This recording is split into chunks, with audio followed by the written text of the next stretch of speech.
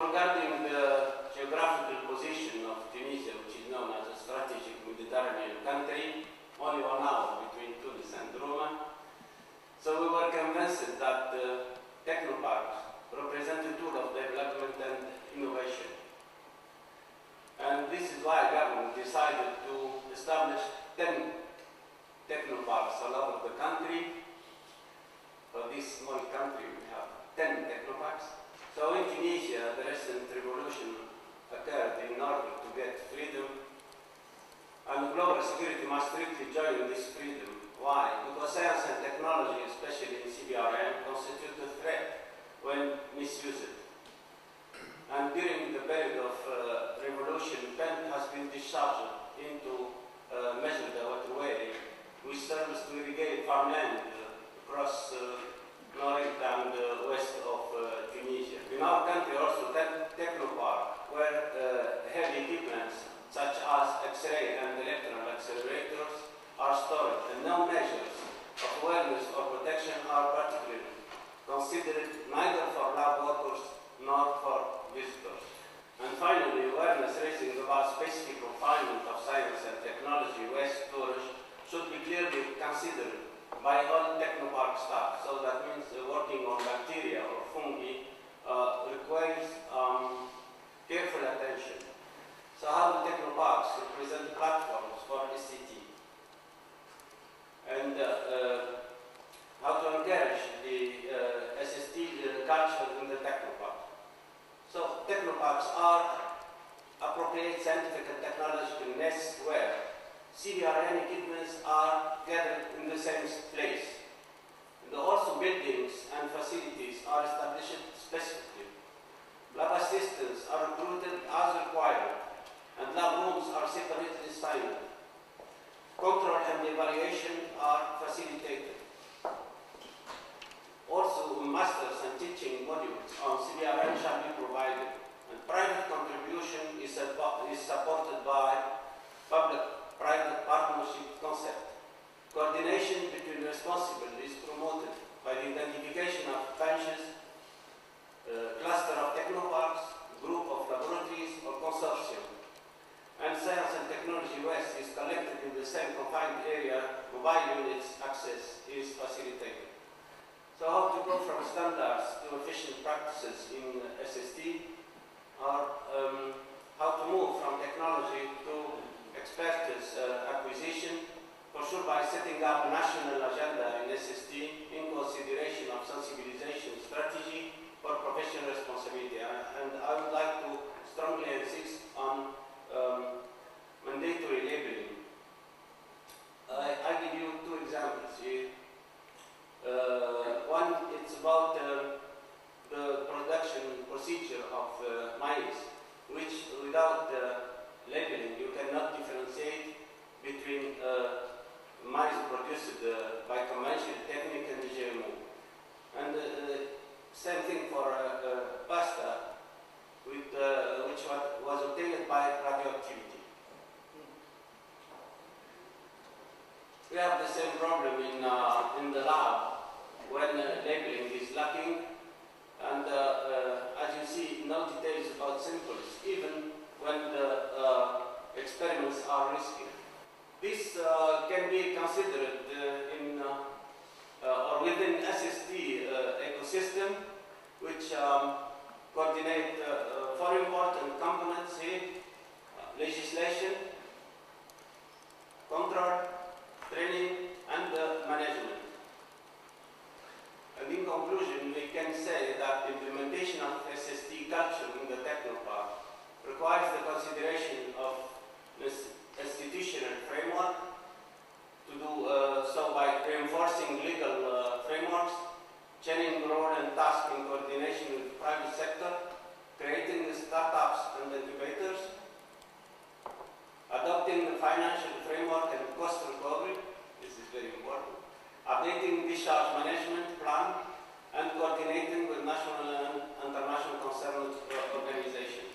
And finally, setting up an SST ecosystem, which is very, very important. Okay, thank you very much for your attention.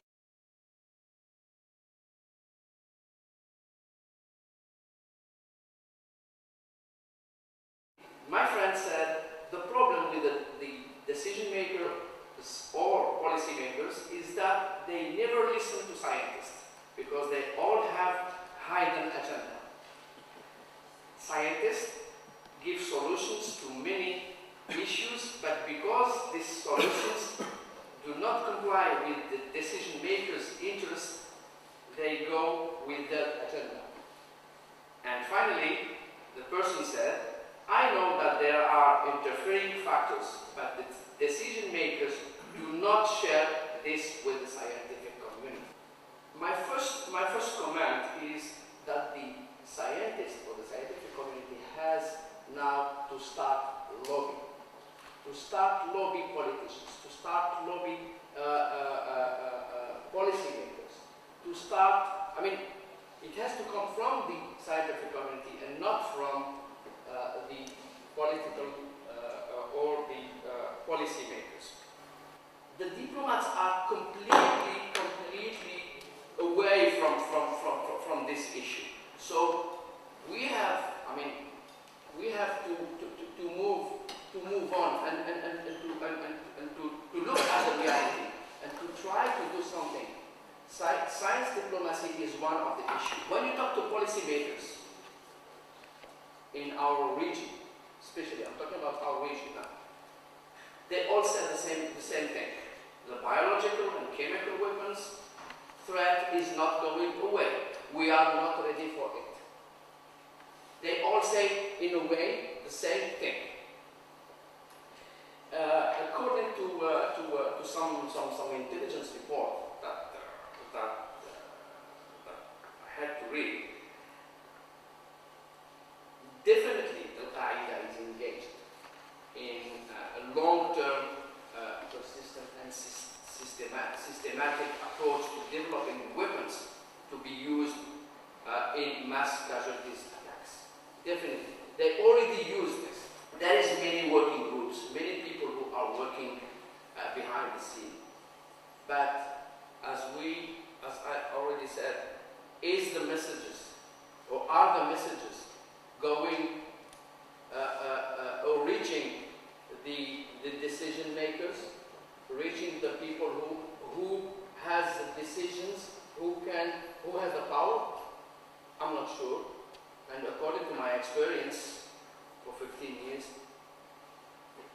nothing happened like this. This new word, which is the NGIs. But again, non-government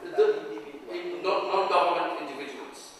But again, we have to promote this concept. We have to promote it among, again, the policymakers. What are the NGIs? You know what is the NGIs. I know. I mean, you know what are the NGIs, but the policymakers, they don't know the NGIs. Regulations and arm controls and I mean, all this exists within the countries. But what doesn't exist is connection, the interconnection between sharing information, not sharing intelligence, sharing information, sharing knowledge. The scientific community has the knowledge. Yeah, our region is moving to a new step. We talked about the freedom of speech, and yesterday I heard another word, and I fully agree with my friend. Freedom of thinking. The big issue is confidence. The policymakers look at the scientific community and to the NGIs or NGOs as a threat. I'm talking about our region as a threat, not as people that they can bring something, an added value. First, trust first, and then transparency. When I was in Seoul with Professor Maurizio, we were listening to the representative of Interpol, and he said something which is right. He said, I put it in another way, he said, safety considerations which are new for law enforcement. And we were talking in our group yesterday about law enforcement. Law enforcement and criminal forensic personnel. And there was a question to him. Are you hiring people, scientists, or with scientific skills to help you with investigation or with intelligence? I was surprised when he said no. I finished with this sentence that we have to develop cross links.